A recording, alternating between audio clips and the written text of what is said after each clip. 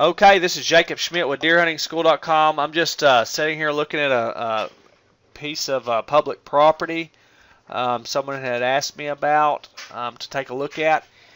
The the property is pretty good size. Got some things going for it.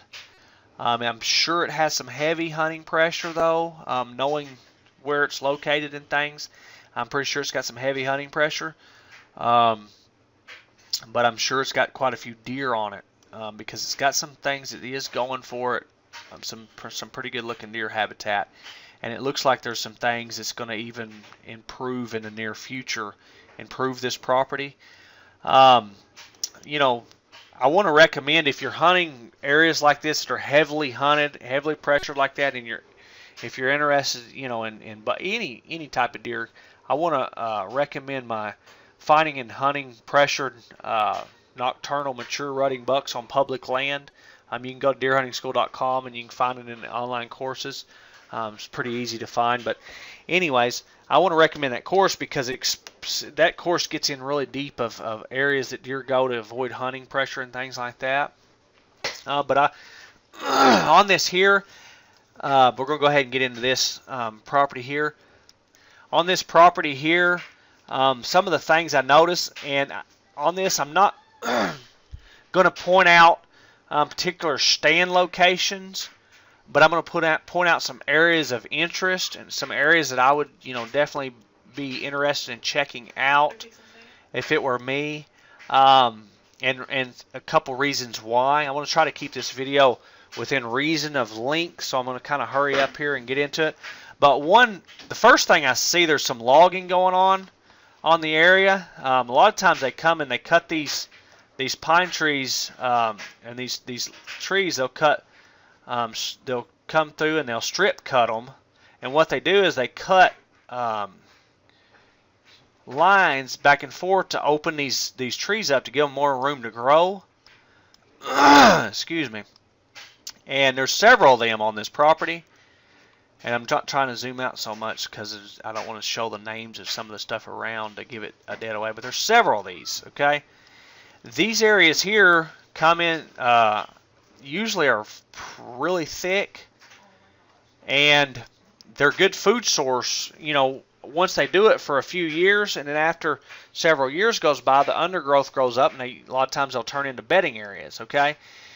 So these are areas that I would be interested in and looking in, and I would always be keeping in my mind that there's possibility that, you know, deer could be bedding in them, deer could be use them as food source, and you have to just, I can't tell that by looking at this.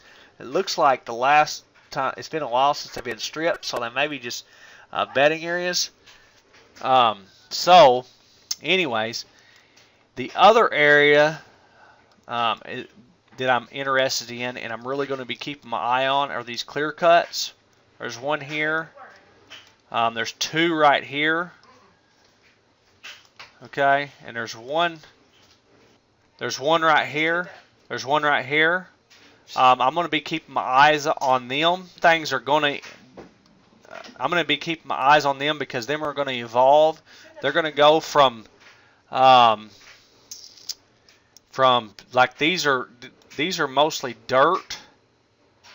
Okay, we're going to zoom in on this one here. This one here has been cut a little bit longer, and you can see the greenery here. Guys, this is all young, new, fresh growth. This is a prime food source for the deer. Right now, it's not so much that they're going to use it in the daytime, especially pressured deer, but they will feed on that at night. So, you know, if you can find travel routes to and from that, this is just like an agriculture area to these deer. You find you some travel routes to and from them where the deer are, you know, bedding, and these deer will use them as agriculture, especially when the oaks are gone and the winter comes in and they have nothing else to eat. Okay, now these here are not so much. These are more dirt, but there's a little bit of food. But that one up there's got some good food source in it. But I'm going to explain how these things are going to evolve, because they're going to start out like this here. This is pretty much nothing but dirt. Here, what's going to happen? next spring comes up, or this is pretty much nothing but dirt right now. Next spring comes up, this thing's going to get some rain, water, and these things really going to pop up some new, freshly green growth, and they're really going to have a lot of food for the deer. Okay, a few years goes by, this area is really going to start growing up a lot thicker undergrowth. There's not no undergrowth, it's just all it is. It's going to be a 5 or 6 years go by, these deer are going to feel really comfortable out in it in the daytime, and it's going to be a food source, and they'll begin utilizing as some bedding area, thing like that. Really tough to hunt. They're going to feel really safe because you really can't get to them. You can't pop up a tree in them. Now there is in one of these over here. There's an island of woods in the middle of it. Okay, so that I would be keeping that in mind as this begins to really grow up. As you've got this island, actually that's on a big hill, but you've got this island here of some pretty good trees that you may be able to pop you a stand in as this really grows up, and use that these here as deer stand and get while these deer are starting to feel safe out in here.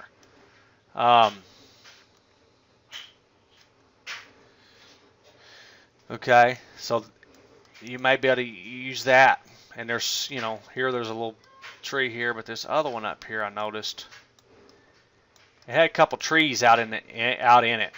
Okay, if you keep them in mind, you may be able to, if you can get some cover in them, you may you can get them where you're not seen. You may be able to use them as ambush points where as these deer begin to feel safe out in here. Okay, these points, this point that runs out in here, stuff like that.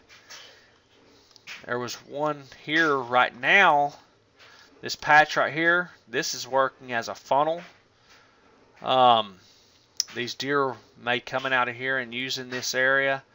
As they're falling through and feeding and stuff in here in these oaks, they may be bedding in here depending on how thick it is and stuff, but they'll be using this as a funnel because they're not really going to want to get out of here in the daytime so much.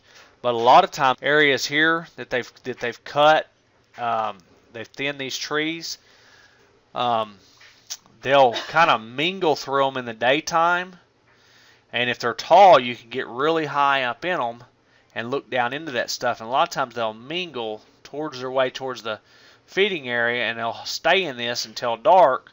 Then they'll actually come out into these areas and feed, and there's several of them all around.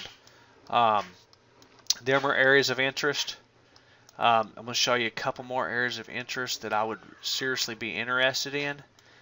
All these has been thinned, should be grown. Some other areas of interest are in this swamp, and I know the commenter had one spot he had hunted. It looked like he was pretty well getting up into the swamp, looked pretty good, and I'm not going to point it out, but some of these islands of trees you see, these bigger trees around this small stuff, you can get in here and hunt these. These deer feel safe out in here a lot of times, and actually I believe, I'm almost sure you can see deer trails. See this?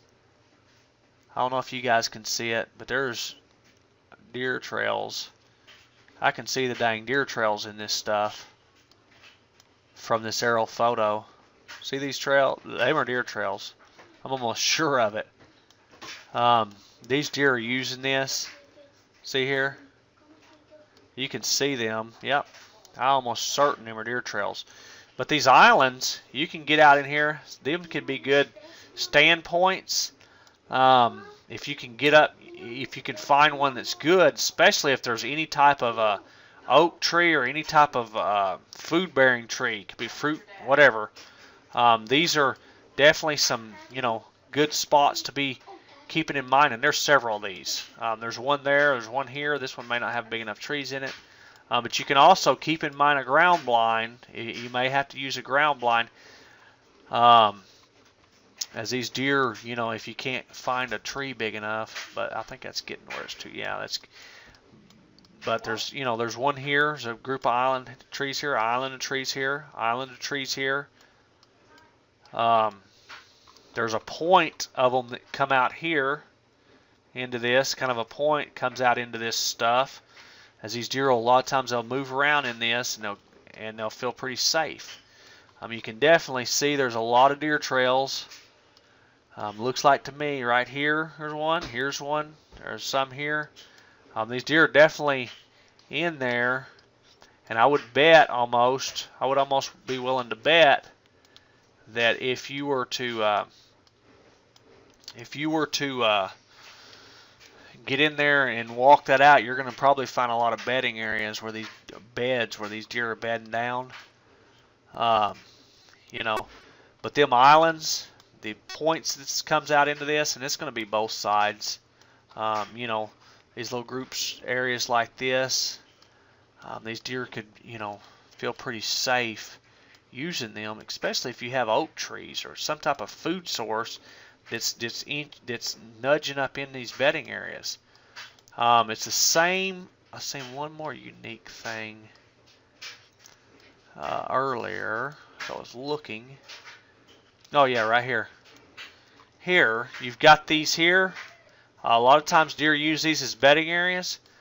You've got some hardwoods, maybe some white oaks, different type of trees that are kind of one here. A couple of these trees that are up in this, that are different types of trees. This could be bedding areas. These deer may mingle. You know, they'll have food in here. But if these are some type of oak trees or something, when these things are at the timing is right, and I have a course on timing, but you'll know if the timing's right, if the dang things are dropping acorns, not. But I have a course on timing and hunting pressure mature bucks. That's a good course too, for understanding how the deer are going to move around through the season. But these are areas that I'm looking for, stuff like this on here, because this is within the very thick area. It's possibly a food source inside, a preferred food source at a certain time of the year inside the bedding areas. The deer feel perfectly safe. Them are some areas, and there's probably some more if I sit here and really looked at it. Them are some things that I'm looking for when I'm hunting areas like this. And depending on the deer I'm hunting, depending on how the strategies and stuff I'm going to go about it.